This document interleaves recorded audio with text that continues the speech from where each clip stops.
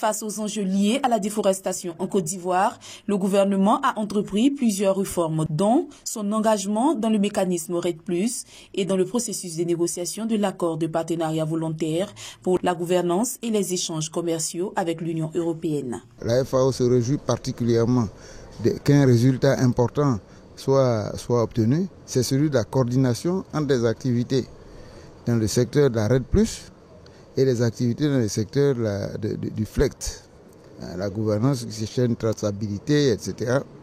Et tout ce qui est lutte contre les émissions de gaz à effet de serre issues de la déforestation et de la dégradation des forêts. Nous sommes convaincus que cette dynamique, cette synergie et cette dynamique de participation et de cohésion entre les processus FLEGT et REDD, notamment dans le cadre des réformes, doit se poursuivre. Ce projet a permis d'identifier, de réviser et d'élaborer les textes d'application de la nouvelle loi forestière nécessaires pour la définition de la légalité du bois. La preuve de légalité du bois est une exigence dans le cadre du processus APV-FLEGT et cela concerne aussi les questions de traçabilité du bois.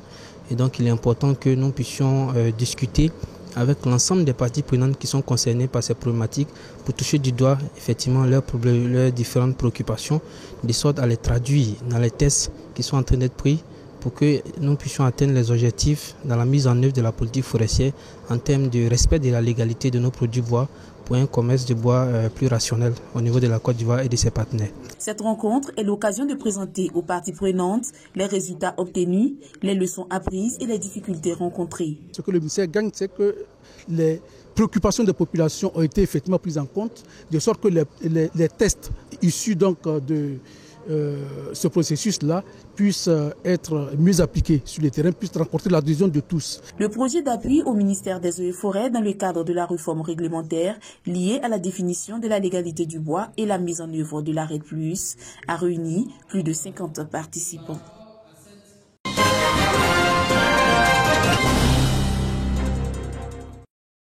La jeune fille du département de Ouangolodougou est mise en valeur à travers le civisme, la citoyenneté et des activités sportives. Tout cela à travers la première édition du mini-festival dédié à la jeune fille. Une initiative pour faire vivre l'interculturalité, valoriser la cohésion sociale et la diversité culturelle entre les élèves de Ouangolodougou. Thème de la première édition, l'autonomisation de la jeune fille et la lutte contre les violences faites à la jeune fille en milieu scolaire. Nous avons constaté depuis un certain moment, et c'est d'actualité même encore, que les femmes sont battues. La femme a sa place dans la société. L'homme travaille, c'est comme ça la femme aussi travaille. Donc nous voulons une égalité entre les sexes, pas de discrimination. Parrain de cette cérémonie, le député de la localité. Il se félicite d'ailleurs de cette initiative qui consiste à mettre en valeur la jeune fille. L'autonomisation de la jeune fille et la lutte contre les violences envers elle vont de pair. L'une ne peut se réaliser sans l'autre. C'est pourquoi nous saluons l'esprit de cette cérémonie, car à travers ces festivités, vous montrez à la nation tout entière votre détermination à accompagner l'État dans sa marche. Toute une journée, les élèves de 9 établissements scolaires et secondaires de Ouangolodougou ont rivalisé d'ardeur dans plusieurs disciplines sportives et des jeux de société.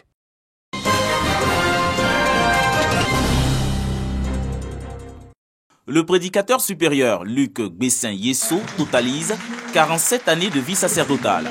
Un engagement au service de Dieu et de l'église ariste, célébré par les fidèles chrétiens de ladite communauté de Yopougon-Afrassi.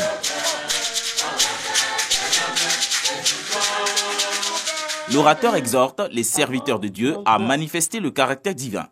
Occasion pour le représentant du parrain, le ministre Danho Paulin, de les inviter à prier pour la Côte d'Ivoire. J'ai été instruit par le parrain de la cérémonie, monsieur le ministre Danho Paulin Claude, dit à la éminence de prier pour toute la Côte d'Ivoire, que la paix y règne. Après avoir rendu un hommage au prédicateur supérieur pour ses années de consécration, il a fait des prières pour la paix et la cohésion. L'église ariste doit demander pardon pour elle et demander pardon pour tous nos gouvernants. Mais nous sommes comme nous sommes des hommes. La parole de Dieu dit, tous sont péchés et privés de la gloire de Dieu. Donc nous avons introduit cette prière par cette parole forte pour que Dieu lui-même intercède à notre place par son esprit, la puissance de son Esprit Saint, et qui daigne nous donner cette paix. Lui ne peut être servi de Dieu que par l'humilité. J'ai été ordonné le 9 septembre 1973. Ensuite, j'ai été ordonné prédicateur le 5 avril 1992. Et depuis là, je me sens vraiment heureux. La célébration du 80e anniversaire et des 47 années de vie pastorale de Luc Gbessin Yesso a été marquée également par la remise d'un véhicule de service à l'homme de Dieu. Un don du ministre des Sports, Alain Paulin d'Anhaut.